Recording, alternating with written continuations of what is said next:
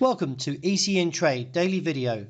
Before we begin, it should be noted that any advice is of a general nature only and that your personal circumstances have not been taken into consideration. Hello everyone, my name is Rob Clayton and thank you for joining me. The Australian dollar is under renewed pressure after a topside rejection around the 65-20-45 area post a Japanese shooting star candlestick and now triggering short-term downturn as profit taking emerges from this region. Meanwhile, the US dollar index, which measures the greenback strength against the basket of 6 major currencies, also posted a Japanese hammer candlestick, and which rebounded 100 points from 98.50 to 99.5.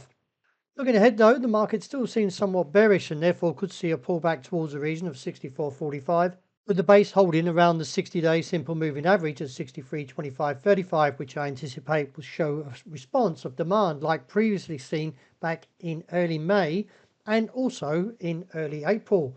If so, then the market should rebound and look towards its top side of the range around 65, and once breaking above 65.45 should ignite the move on to 66 cents.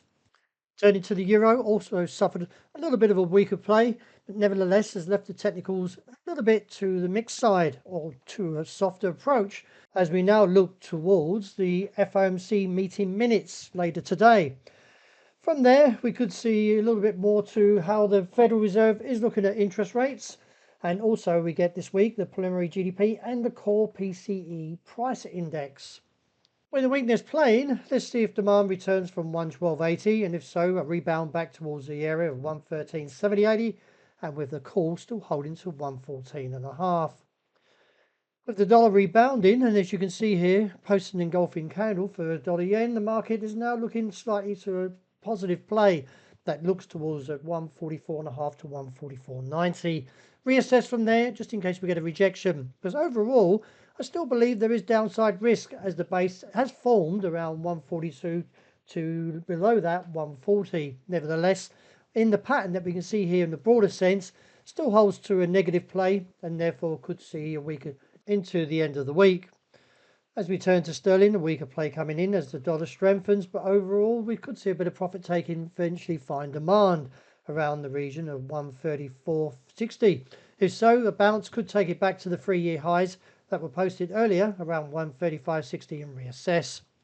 Wrapping up with commodities, also a bit of a play coming into the downside as the dollar rebounds, but overall we could see this as opportunity because the market may snap up any weakness as bargain hunters return and eventually look towards the top side of the range around 3,332 to 6 to 3,350, and then with the call still holding from the broader sense to 3,500.